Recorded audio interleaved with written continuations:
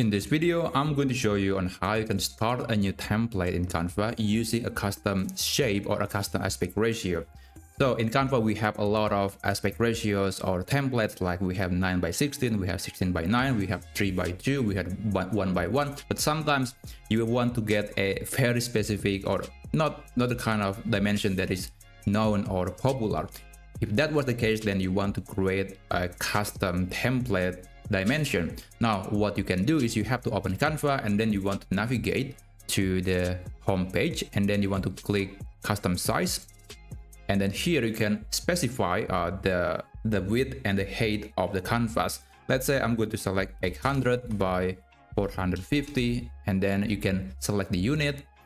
There is pixel, inches, millimeter, and centimeter, and after that you can click create design. So this is just one example, of course, and if you actually already open a template, you can still able to customize the dimension. You can click resize and then click custom size again right here, and then you can specify the number, like maybe 800 by 300, which is not very common. We want to click on it, and you can either click copy and resize or resize this design. Copy and resize will create a copy of this document, but will have a different or a new dimension, while this option will just resize this current document.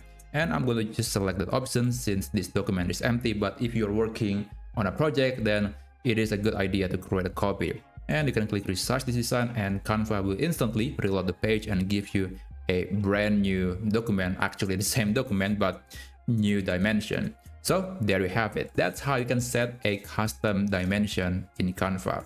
If you find this video to be helpful, please consider subscribing to this channel, and I'll see you on the next video.